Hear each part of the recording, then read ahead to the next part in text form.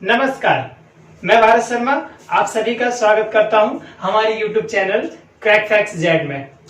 हमने पिछले वीडियो में सूर्यकांत त्रिपाठी निराला द्वारा रचित एक कविता गीत गाने दो मुझे हमने पढ़ ली थी, परंतु आज हम पढ़ेंगे उनकी प्रिय कविता सरोज स्मृति। ऐसा माना जाता है कि सूर्यकांत त्रिपाठी निराला का, जो कि हमने पहले पढ़ा था, जब पिछली वीडियो में हमने जब सूर्यकांत त्रिपाठी निराला के विषय में जब जानकारी थोड़ी सी पढ़ी थी, तो उसमें वहां ध्यान देना कि हमने एक बात पढ़ी थी कि इनका जो पूरा परिवार था वो धीरे धीरे चल बसा। तो उसमें इनकी जो पुत्री थी जिससे ये सर्वाधिक प्रेम करते थे वह बची हुई थी, चूंकि वो भी चली गई थी, मतलब मृत्यु को प्राप्त हो गई थी। तो उसके बाद ये करीब लगभग 1 साल का जो समय था उसमें ये करीब पागल से हो गए थे। इन्होंने कोई कविता लिखी नहीं, मतलब इनको इतना सदमा लगा था उस समय कि इनके से कोई रचना ही नहीं की गई। तत्पश्चात जब ये कुछ अपने आप को इन्होंने व्यक्तित्व को अपने को संभाला, अपने आप को ढाला, उसके बाद इन्होंने जब इसको याद किया था अपनी पुत्री के लिए इन्होंने ये कविता लिखी। इनकी पुत्री का नाम था सरोज। स्मृति का मतलब होता है स्मरण करना, ठीक है।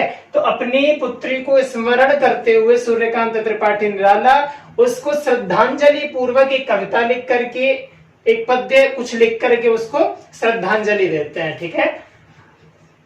अब हम प्रारंभ करेंगे काव्य का पठन। तो पहली पंक्ति है, देखा विवाह आमूल नवल, ठीक है। देखा विवाह आमूल नवल, यहाँ पर कवि कहता है, मतलब अब प्रारंभ कर रहे हैं कवि। पिछली कविता में उस कवि ने जो वेदनाएं थी, संसार में जो दुराचार है उसके विरुद्ध कदम उठाया था, लोगों को जागरूक करने के लिए प्रयोग किया था, ठीक है, प्रयास किया था छोटा सा। क्योंकि कवि के पास कवि एक अपनी प्रतिभा का धनी होता है, वो अपनी मर्जी से कुछ भी कह दे वो सत्य ही माना जाता है, ठीक है।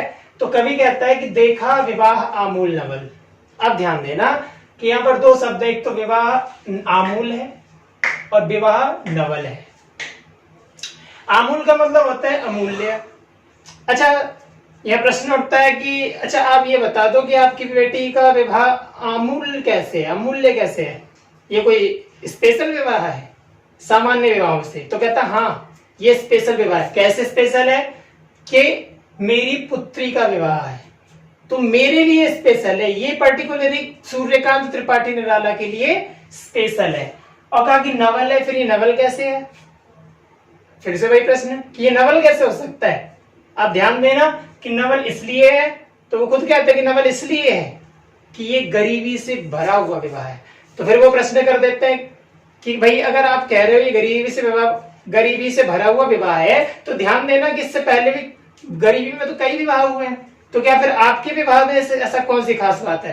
तो कहता है कि जो मेरी पुत्री का विवाह है ना, वस्तुतः क्या होता है कि सामान्यतया जो लोग होते हैं गांव के, जिस गांव में कोई व्यक्ति गरीब है तो क्या करते हैं कि अगर किसी पुत्री का विवाह करना हो तो सारे गांव वाले मिलकर के आपस में पैसा इकट्ठा करके विवाह कर देते हैं। कल को उसके पास पैसा आता है, वो उसका विवाह करने के लिए तैयार कर देता है, ठीक है। उसका किसी अन्य की पुत्री के विवाह में वो पैसा लगा देता है, मतलब मिलजुल कर लेते हैं। लेकिन सूर्यकांत त्रिपाठी निराला कहते हैं कि मेरी पुत्री का विवाह ऐसा नहीं है, ये इससे भिन्न है। और इससे भिन्न है इसलिए ये नवल है, नए प्रकार का है कि मेरी पुत्री के विवाह में केवल 2 पक्ष है, ठीक है। एक होता है वर पक्ष और एक होता है स्त्री पक्ष, वर वधू पक्ष, ठीक है। तो वधू पक्ष है और वर पक्ष है। वर पक्ष में से 2-3 लोग हैं, उसके माता पिता आदि, और मेरी पुत्री का जो पक्ष है उसमें से मैं हूं और इसकी नानी इत्यादि है, तो ज्यादा लोग नहीं है। इसलिए कभी कहता है कि देखा विवाह, कि मेरा पुत्री का विवाह, मैंने पहली बार ऐसा विवाह देखा है जो एक तो अमूल्य इसलिए क्योंकि मेरी पुत्री का विवाह है, और नवल नए प्रकार का इसलिए है क्योंकि ये पूर्णतया गरीबी से भरा हुआ है। अब कहता तुझ पर सो पड़ा कलश का जल। अब कभी कहता है कि तुझ पर शुभ कलश का जल पड़ गया है। अच्छा, पड़ गया है मतलब किसी ने मग्गा थोड़ी ना फेंक के मारा होगा, ठीक है भाई। पड़ने का मतलब है बारिश की बूंदें पड़ती हैं, वैसे वाले नहीं। मतलब आप देखते होगे एक रस्म होती है, ठीक है। एक कलश रखा जाता है, उसमें आम के पत्ते डाले जाते हैं, उन पत्तों से जब पंडित जी मंत्र पढ़ते हैं तो छिड़कते हैं, ठीक है। तो कहने का मतलब है कि तुझ, और शुभ कलश क्यों कहा कि ऐसा होता है कभी भी आप किसी भी शादी के इनविटेशन कार्ड को देखेंगे, ठीक है, निमंत्रण को देखेंगे, तो उसमें क्या होता है, आप कभी भी देखेंगे तो लिखा होगा शुभ विवाह।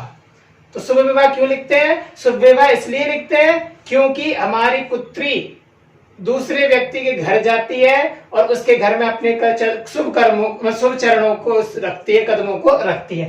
तो कहा कि तुझ पर इस शुभ कलश का जल छिड़क दिया गया है, ठीक है, कि तुझ पर शुभ कलश का जल क्यों छिड़क दिया गया, मतलब कहने का मतलब है कि इस शुभ कार्य में जो कलश में जल था वह तुझ पर छिड़क दिया गया है। इसका मतलब क्या हुआ कि अब तेरा विवाह प्रारंभ हो गया है, ठीक है। देखती मुझे तू हंसी मंद, अब यहां से कभी मुस्कुराहट का, हाव भाव आदि का वर्णन शुरू करते हैं अपनी पुत्री का, तो कहते हैं कि देखती मुझे तू हंसी मंद, कहा कि तू मुझे देख करके मंद मंद मुस्कुरा रही है। हंसने का मतलब है मुस्कुराना, दांत दिखा करके नहीं हंसना है, ठीक है, ये ध्यान देना कि हंसने का मतलब है मंद, मंद का मतलब होता है मुस्कुराना, दांत नहीं दिखाती, केवल पिता को देख करके गालों से, जब आप गालों को हिलाएंगे तो होठों पर एक्सप्रेशन पड़ता है, होठों पर जब इफेक्ट पड़ता है तो वो जो एक्सप्रेशन होता है उससे कहते हैं मुस्कुराना। तो कभी कहता है कि देखती मुझे तू हंसी मंद, पिता को देख के फालतू में क्यों हंसे। अच्छा, पहले की लड़कियों में पता है क्या होता था, लज्जा होती थी, पिता के सामने एक बार देख लिया, एक बार यदि निगाह पड़ गई विवाह में और मंडप में बैठी और एक बार अगर निगाह पड़ गई ना तो उसके बाद फिर वो निगाह उठाती भी नहीं थी कई बार, ठीक है। और वैसे भी विवाह जैसे कार्य में जब नए व्यक्ति के साथ हम लोग इतने सारे लोग होते हैं तो उनके सामने तो मनुष्य को, लड़कियों को खासकर घबराहट हो जाती है, ठीक है। आजकल की लड़कियों को नहीं कह रहा प्राचीन, लेकिन पुराने समय में ऐसा होता रहा है। हमारी मतलब प्राचीन समय में जो लड़कियां होती थी उनमें लज्जा हुआ करती थी। आजकल तो जो लड़की होती है वो अपने आप नाचने लग जाती है अपने बारात में, अपनी जो वरमाला के समय नाचने लग जाती है जब गाना वाना बजते हैं आजकल। तो कहा कि देखती मुझे तू हंसी मंद, कहा कि तू मुझे देख करके मंद मंद मुस्कुरा रही है, हंस रही है। और जब तू हंस रही है तो क्या हो रहा है, अब कवि कहता है होठों में बिजली फंसी स्पंद, कहा कि तेरे होठों में, होठ का ऊपर वाला जो ओठ होता है और नीचे वाला जो ओठ होता है, इनके मध्य का जो भाग होता है, ठीक है, जब आप बंद कर लेंगे दोनों को चिपका देंगे तो इनके मध्य का जो भाग है ना, तो उसमें क्या हो रहा है, कहता है कि होठों में, इन होठों के मध्य में क्या, बिजली फंसी स्पंद, मानो बिजली कड़क रही है, स्पंदन कर रही है। स्पंद धातु होती है संस्कृत की, कड़कना होता है इसका अर्थ, स्पंदित हो रही है। तो कहा कि मानो तेरे होठों में मानो बिजली स्पंदन कर रही है, कड़क रही है।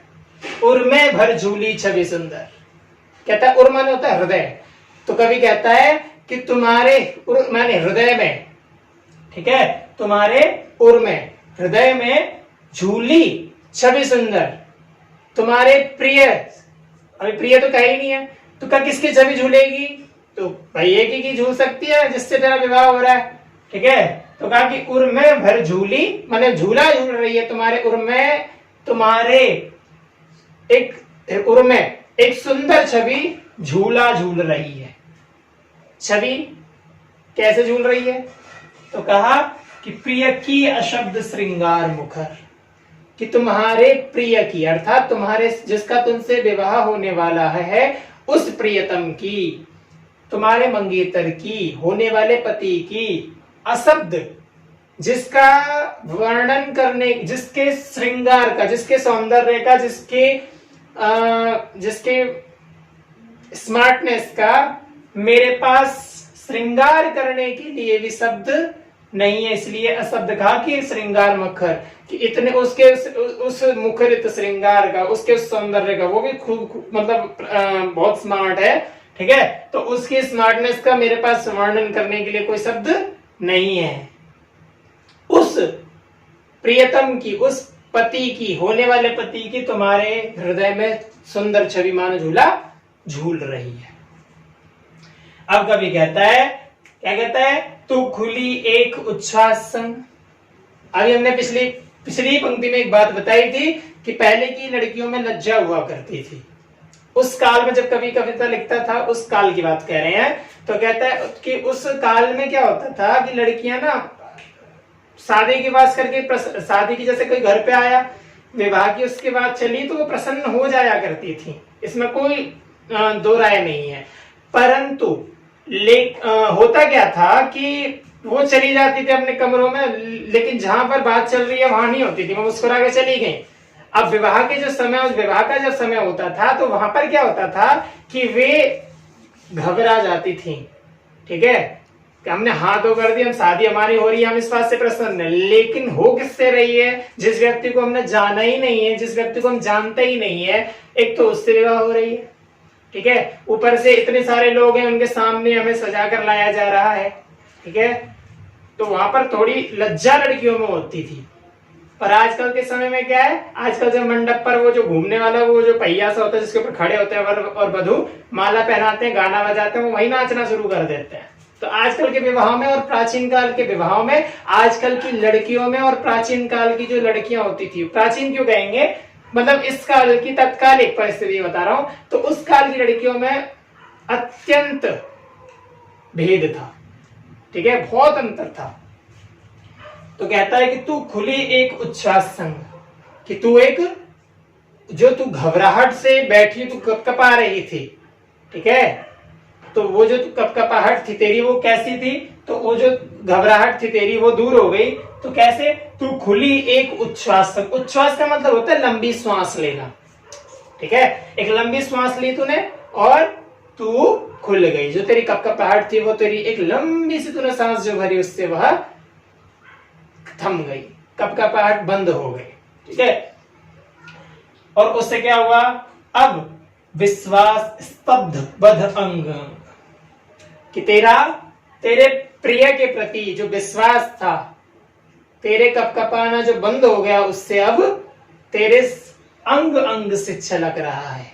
कि मतलब ऐसा लग रहा है कि बिल्कुल तुझ पर तेरे को तुझे अपने प्रियतम पर पूर्णतया विश्वास हो चुका है। ठीक है, यहां ध्यान देना बच्चे। ठीक है, कि विश्वास स्तब्ध बद अंग अंग का मतलब तेरे अंग अंग से उसके प्रति जो विश्वास है अब वो वह छलक रहा है, दिख रहा है। नत नयनों से आलोक उतर, कभी कहता है नत माने झुके हुए, नयनों से, नेत्रों से क्या? आलोक प्रकाश उतर के कहा गया है? मनो कांपा अधरों पर थर थर थर, कहा कि तेरे आंखों से जो सौंदर्य, तेरी आंखों में से जो प्रकाश था, तेरी आंखों को नत माने झुके हुए, ये जो ऊपर की पलक होती है उसको आप देखना, तो झुके हुए जो नयन है, तो ऊपर से मतलब जो साइन मार रहे थे, चमक मार रहे थे, प्रकाश जो पुंज था वो मानो उतर के कहाँ आ गया है? कभी यहाँ सौंदर्य वर्णन कर रहा है, तो कहाँ आ गया है वो? होठों पर। तो होठों पर आने के बाद कहता है कि वो होठों पर आने के बाद वह थर थर थर कांप रहा। कहता नत नयनों से आलोक उतर, कि झुके हुए नयनों से प्रकाश उतर के आ गया है। कांपा अधरों पर थर थर थर, कि तुम्हारे होठों पर, अधर माने, अधर का मतलब ये ध्यान देना कि अधर का मतलब होठ दोनों नहीं होते, अधर केवल नीचे वाले होठ को कहा जाता है। ठीक है, अगर अधर जब कभी कहता है तो ध्यान देना बच्चे, केवल नीचे वाले होठ का प्रयोग कर रहा है। और यहाँ पर एक दोष भी है। अब वो दोष क्या है, कवि ने ध्यान दिया कि नहीं दिया मुझे नहीं पता, परंतु यहाँ पर दोष ये है कि अगर आप अधर का प्रयोग कर रहे हो ना, तो अधर या अधरों आप तभी प्रयोग कर सकते हो या तो बहुत सारे लोग हों, ठीक है, और उन सबके नीचे वाले होठ हों, ठीक है, अन्यथा आप अधरों का प्रयोग नहीं कर सकते, केवल अधर का प्रयोग कर सकते हो, या हो सकता है कवि ने छंद विधान के लिए प्रयोग किया हो। ठीक है, इसलिए तो कहा कि कांपा अधरों पर थरथर, यहाँ पर ये दोष है। अधरों मतलब केवल एक व्यक्ति का एक होठ है, तो एक वचन में तो प्रयोग कर, अब बहुत सारे लोगों के नीचे वाले होठ होंगे तब अधरों प्रयोग होगा, कि सबके अधरों पर मानो प्रकाश छलक रहा है, ऐसा प्रयोग हो सकता था। लेकिन यहाँ पर केवल अधर शब्द का प्रयोग है, तो अधर का मतलब होता है नीचे वाला होठ। तो ध्यान देना, कांपा अधरों पर थर थर थर, कि वो जो प्रकाश झुके हुए नयनों से मानो उतर कर कहा गया है, नीचे वाले जो अधर पर आकर बैठ गया है, और वो अधर थर थर थर कांप रहे। अब कभी कहता है कि देखा मैंने वह मूर्ति धीति, ठीक है, कि देखा मैंने देखा, क्या देखा? वह मूर्ति धीति, कि मैंने अपनी पुत्री की उस मूर्ति को देखा। किस मूर्ति को देखा? जिस रूप में उसे मैं देखना चाहता था। देखना चाहता था कैसे? कि सामान्यतया जब पिता, कोई भी पिता जब अपनी पुत्री के विवाह के लिए क्या करता है, रिश्ता निकालता, खोजता है, तो वो जब देखता है ना, तो वो ये चाहता है कि आने वाली वसंत में मेरी पुत्री, वसंत से पहले मेरी पुत्री का विवाह हो जाए, अगली बार वसंत आए तो मुझे उसके पुत्री का, मेरी पुत्री अविवाहित न रहे, अविवाहित न रहे, ठीक है, अर्थात मेरी पुत्री का विवाह अच्छे से संपन्न हो जाए। तो कभी मतलब उसको वर वधू के जोड़े में देखना चाहता है अगली बसंत आने से पूर्व, ठीक है। किसी भी पिता की यही कामना रहती है कि अगली बार यदि बसंत आए तो मेरी पुत्री विवाहित रहे, यदि अगर वो विवाह के लायक हो गई है तब, अन्यथा नहीं, ठीक है। तो कवि कहता है कि देखा मैंने वह मूर्ति, ठीक है, जिस रूप में तुझे देखना चाहता था उस रूप में मैंने तुझे अब देख लिया। कवि कहता मेरे वसंत की प्रथम गीति, कि यह मेरे वसंत की प्रथम गीति, अर्थात अगली बार बसंत आएगा नहीं, अगली बार जब बसंत आएगा तो वो मेरे मतलब मेरी पुत्री का विवाह पहले ही हो चुका था, ठीक है। तो कहा कि मेरे वसंत की प्रथम गीत। अब यहाँ कवि उसके श्रृंगार का वर्णन करता है, ठीक है। तो श्रृंगार का वर्णन, अच्छा जो पिछला वर्णन चल रहा था यहां तक कि उसने श्रृंगार का वर्णन तो यहां से ही प्रारंभ कर दिया था, ठीक है ना। अब क्योंकि पैराग्राफ ये जो है ना, ये पैराग्राफ उसके सौंदर्य को और अत्यधिक वर्णन करेगा, ठीक है, उस सौंदर्य का अत्यंत वर्णन करेगा। तभी कहता है श्रृंगार रहा जो निराकार, ठीक है। श्रृंगार कैसा श्रृंगार? रहा जो निराकार, निराकार, अर्थात उसके श्रृंगार का कोई आकार है ही नहीं, मतलब उससे उसके श्रृंगार का जो आकार है उसका मतलब अब तक कोई उसके श्रृंगार का कोई आकार ही नहीं है सामान्य भाषा में, ठीक है। रस कविता में उच्च सिद्धार, कहता है कि मैंने रस कविता में, कि कविता में, कि मेरी कविताओं में क्या उच्छ्वसित बह रही है, क्या धारा, और किसकी? रस की। तो कहा कि मेरी कविताओं में अब तक जो श्रृंगार की अर्थात रस की जो धारा बह रही है, ठीक है, ये उससे भी श्रेष्ठ। कहा कि मेरी श्रृंगारों में अब तक की जो मैंने कविताएं लिखी हैं उनमें से ये जो श्रृंगार है ये उससे भी अत्यंत श्रेष्ठ है, अर्थात ये सर्वाधिक श्रेष्ठ का प्रयोग किया मैंने इस समय, ठीक है। कहा गाया स्वर्गीय प्रियासन, कहा कि मैंने गाया क्या? गीत, गीत ही गाया जा सकता है, ठीक है। तो गाया स्वर्गीय प्रियासन, स्वर्गीय कौन हुई? ध्यान देना, स्वर्गीय पिताश्री का मतलब स्वर्गीय पापा जो जा चुके यहां से, कहा? भगवान के पास, ठीक है, परलोक। तो कहा कि गाया स्वर्गीय, यहाँ प्रिया आया ना, प्रिय शब्द आया था ना,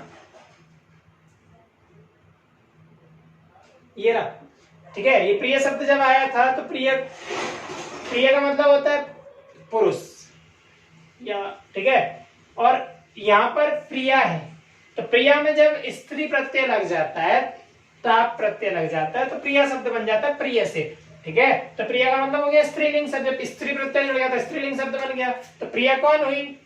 इसकी सूर्यकांत निराला की पत्नी, जिनका नाम नहीं पता मुझे, वो जो सूर्यकांत त्रिपाठी निराला, अच्छा मनोहरा देवी थी उनकी पत्नी, ठीक है। तो कहा गाया स्वर्गीय प्रिया संग, तो उन पत्नी को, ठीक है, किसको याद करते हुए, तो कहता है कि जब तुम्हारा जन्म हुआ था ना, किसका? सरोज का। तो कहा कि सरोज का जब जन्म हुआ था तो मैंने तुम्हारे जन्म पर अपनी प्रियतमा, अपनी पत्नी के साथ एक गीत गाया था, ठीक है, और उस गीत को आज भी मैं याद कर, जब मैं तुम्हें देखता हूं तो वह गीत मुझे याद आता है, ठीक है। और वो जब याद आता है तो क्या होता है? भरता प्राणों में राग रंग, कि आज भी वो जब गीत मुझे याद आता है तब मुझे ऐसा मतलब आज भी मेरे प्राणों में जो राग है, राग का मतलब होता है रंज धातु से प्रसन्नता, कि आज भी मेरे प्राणों में वह प्रसन्नता भर देता है, और क्या भर देता है? रंग भर देता है, ठीक है। जो मेरा जीवन है उसमें राग और रंग भर देता है, प्रसन्नता भर देता है, रंगों को भर देता है। अब कवि कहता है, ये जो कॉन्सेप्ट ना बच्चे, ये वाला, ये तो पंक्तियां हैं, इनको आपको समझने में बहुत ज्यादा दिमाग लगाना पड़ेगा। एक बार आप प्रयोग कर, मैं समझाने का पूर्णतया प्रयास करूंगा, यहाँ तक मुझे अगर आपको न समझ में आए तो आप बार बार देख लेना वीडियो को, ठीक है, 2-3 बार आगे पीछे करके देख सकते हो, लेकिन यहाँ तक मुझे पता है कि मैं प्रयास करूंगा शायद आपको समझा पाऊं, ठीक है, क्योंकि ये अत्यंत कठिन पंक्तियां हैं। कवि कहता है कि रति रूप प्राप्त कर रहा वही, ठीक है, रति रूप प्राप्त कर रहा वही आकाश बदलकर बना। अच्छा, रति कौन है? तो कहते हैं कि भाई रति जो है ना कामदेव की पत्नी है, ठीक है। संस्कृत भाषा में देवताओं को, बहुत सारे देवताओं का वर्णन है, जिसमें एक कामदेव है, ठीक है, जो कि रति क्रीड़ा आदि के देवता माने जाते हैं, ठीक है। चंचल क्रियाएं जो होती हैं मनुष्य के जीवन में, वे सब क्रिया वही करते हैं वस्तुतः। तो कहा कि रति उनकी पत्नी है, ठीक है, मतलब चूंकि कामदेव क्या हुए, देवता है, तो रति क्या हुई, देवी, देवता की पत्नी देवी होगी ना, तो देवता की पत्नी देवी है और काम क्रीड़ा की देवी है वे, मतलब देव देवता है दोनों।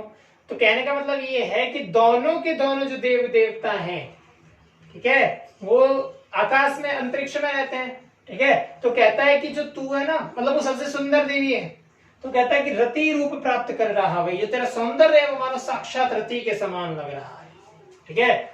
तू साक्षात रति के रूप को प्राप्त, ये जो तेरा सौंदर्य है वो जो है श्रृंगार है, वह क्या कर रहा है, रति रूप प्राप्त कर रहा है, रति के रूप को प्राप्त कर रहा है। कौन? तेरा जो श्रृंगार है वह, ठीक है। फिर कहता है कि आकाश बदलकर बना मई। अब आकाश बदलकर धरती कैसे बन सकता है? ध्यान देना कि आकाश धरती कैसे बन सकता है। तो कभी कहता है कि जी ऐसी बात नहीं है, ठीक है, आकाश बदलकर धरती बन सकता है जब आप ये प्रयोग कर लेते हो कि रति रूप प्राप्त कर रहा है भाई। तो फिर आप ध्यान देना कि आप ये बताओ कि आकाश में जो देवी रहती है, तो मानो जब मेरी पुत्री सरोज, ठीक है, मेरी जो पुत्री सरोज है वह वास्तव में अब इस समय मुझे क्या लग रही है, रति लग रही है। और रति को जब आप यहाँ बिठा देते हो तो क्या रति आकाश मतलब धरती पर रह सकती है? नहीं। तो मानो धरती जब रति देवी है, मेरी पुत्री देवी के समान, उस रति के समान लग रही है, और रति रहती कहाँ पे? आकाश में। तो मानो मेरी पुत्री जो है वह रति के समान लग रही है, इसलिए मानो, मानो का प्रयोग कर रहा है, कहता मानो धरती धरती न होकर के मानो आकाश बन गया हो, ठीक है, क्योंकि वो देवी है, आकाश में रहती है, मेरी पुत्री उसके समान लग रही है, तो वो देवी, और जब वो समान लग रही है इसका मतलब यहाँ पर रति के समान लग रही है, तो रति रह जाती, रति रहती कहाँ है? तो कहा कि आकाश में रहती, तो मानो पृथ्वी पृथ्वी न होकर के मानो आकाश बन गया है, ठीक है, और वह रति साक्षात यहाँ पर उतर के आ गई, उसके सौंदर्य से ऐसा प्रतीत हो रहा है। कवि का अभिप्राय ये है। अब कहता हो गया व्याह आत्मीय स्वजन, कहता कि अब इसका विवाह चल तो रहा ही है, ठीक है। तो कहा कि हो गया व्याह, ब्याह प्रारंभ हो चुका है, आत्मीय अपने स्वजन लोगों के सामने, ठीक है, अपनी पुत्री का विवाह था इसलिए आत्मीय, ठीक है, और स्वजन अपने लोगों के सामने। और कहता है कि कोई थे नहीं कि जिनको बुलाया गया था, जिनको निमंत्रण आमंत्रण भेजे गए थे, मतलब जिनको बुलाया गया था गीत इत्यादि गाने के लिए, शादी में सम्मिलित होने के लिए, वो थे नहीं, उनको आए नहीं, न आमंत्रण, औरों को फिर मैंने आमंत्रण नहीं भेजा। अच्छा ध्यान देना कि कोई भी व्यक्ति जब गरीब होता है तो विचार करो आप कभी जाओगे, आपको पता है कि उसके हालात कितने बुरे हैं, तो आपके मन में क्या आएगा कि यार क्या उसकी बेचारे की गरीबी का मजाक उड़ाने पहुंचे, उसके बेचारे के खुद के पास खाने के लिए नहीं है, तब भी उसने बुलाया है, उसका यही बहुत धन्यवाद, ठीक है। जाएंगे भी तो क्या करेंगे, पैसे दे के आ जाएंगे, हाँ भाई चलो उसको कुछ लड़की का आशीर्वाद दिया। वस्तुतः वैसे आप लोग खाने की इच्छा रख के नहीं जाएंगे, जो मतलब जो निरंतर निसंकोच व्यक्ति वही जा सकता है, जो जिसके अंदर हृदय नाम की चीज नहीं होगी, ठीक है। तो कभी कहता है कि कोई थे नहीं कि जिनको बुलाया गया था वो ये सोच कर नहीं आए कि क्या मेरी मजाक गरीबी का मजाक उड़ाया जाए, और न आमंत्रण, औरों को मैंने आमंत्रण ही नहीं दिया। भाई कोई स्पेशल लोग थे उनको बुलाया उसने, वो तो आए नहीं, औरों को मैंने आमंत्रण नहीं दिया। भाई जैसा मेरा मेरी परिस्थिति हुई उसके हिसाब से मैंने लोगों को बुलाया, तब वे लोग आए नहीं और उनको फिर मैंने आमंत्रण ही नहीं दिया। अब कहता कि था भेजा गया विवाह राग। ठीक है, यहाँ पर जो राग था प्रसन्नता था, यहाँ पर भी राग प्रसन्नता है। क्यों कि विवाह के समय जब आप ध्यान देंगे कि विवाह के समय ना लोग प्रसन्न रहते हैं। ठीक है, तो कहा कि था भेजा गया विवाह राग, कि विवाह के लिए गीत गाने के लिए लोग, और मतलब स्त्रियां गीत गाती हैं, नृत्य करती हैं ढोलक बजा करके, तो वो प्रसन्न रहती है ना उस समय कि हम बच्चे का विवाह होने वाला है, इस प्रसन्नता में। लेकिन यहाँ पर कहता है कि था भेजा गया विवाह राग, कि मैंने विवाह का जो राग था गीत गाने के लिए मतलब लोगों को बुलाया था वे सब, ठीक है, लेकिन कोई नहीं आया। क्या कहता है, इसलिए भर रहा न घर, मेरे घर में कोई भी भीड़ भाड़ नहीं है। औरतें आती हैं गीतें गाती हैं तो भीड़ भाड़ रहती है ना घरों में विवाह के समय में, पर इनके घर में ऐसा कुछ नहीं हुआ। और कहा कि निस दिवस जाग। आप ध्यान देंगे, अगर आपने कभी शादी अपने घर में देखी है तो वैसे देखी होगी, वस्तुतः सभी लोगों के घर में अब तक कई शादियां हो गई होंगी, लेकिन अगर आप होश में हो, मतलब छोटे ना हो बड़े हो तो अब ध्यान देते होंगे। तो अब ध्यान देना बच्चे कि जब किसी का विवाह घर में होता है, लड़का हो चाहे लड़की, तो उसके घर में गीत इत्यादि होते हैं। और शादी की जब तैयारियां होती है, खासकर लड़की की शादी में, तो लड़की का जो घर होता है वहां पर इतनी तैयारियां होती हैं कि भाई खाना वाना ये वो वगैरह वगैरह बहुत सारा काम होता है। तो मतलब बच्चे तो खेलते रहते हैं, बड़े बड़े बच्चे काम करवाते हैं घर में, है ना, तो समय का पता ही नहीं चलता। लेकिन दूल्हा और जो दुल्हन होती है उनको सबसे ज्यादा समय का पता चलता है, क्योंकि उनसे अब उनको ये लगता है कि हम कब जल्दी से एक हो जाएं। ठीक है, कब हम लोगों हम दोनों का जो वियोग, जो दूरी है ना, वो समाप्त हो जाए। लेकिन अन्य जो लोग होते हैं उनको पता नहीं चलता समय का। क्यों? क्योंकि वो बहुत ज्यादा काम करते हैं, उनको पता ही नहीं चलता। तो यहाँ पर कभी कहता है कि भर रहा न घर निस दिवस जाग, कि शादी और विवाह में जब घरों में दिन रात का पता नहीं चलता, परंतु मेरे घर में ऐसा कुछ भी नहीं हुआ। दिन भी मुझे पता चल रहे हैं, रात्रि भी मुझे पता चल रही है। ठीक है, अब कवि कहता है कि प्रिय मौन एक संगीत भरा, कि मेरे पास केवल एक ही चीज है, और वो भी कैसी है, संगीत भरा। अब मौन को संगीत कैसे बनाया जा सकता है?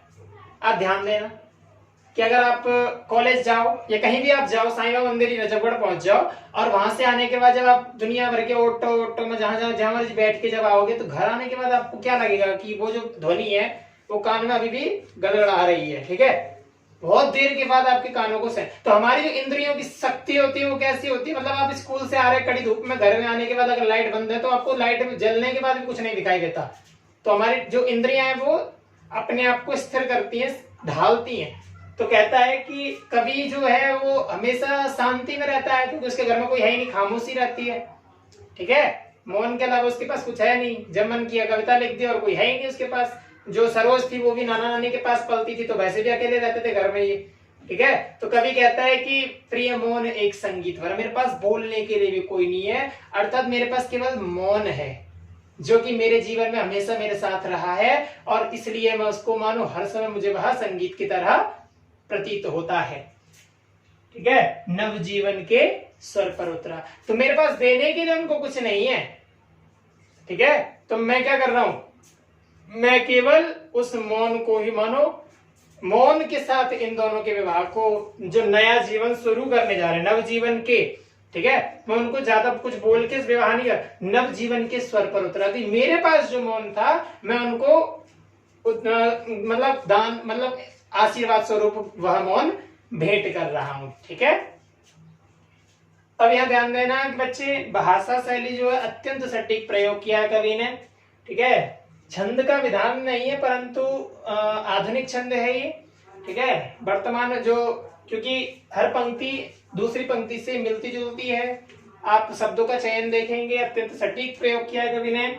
ठीक है, और आप ये चीज आपको मैंने पहले ही दूसरी वीडियो में बता दी थी, जब आपको कार्नेलिया गीत या देवसेना पढ़ाई थी, तो का तत्सम और तद्भव शब्द वे उनका प्रयोग किया है।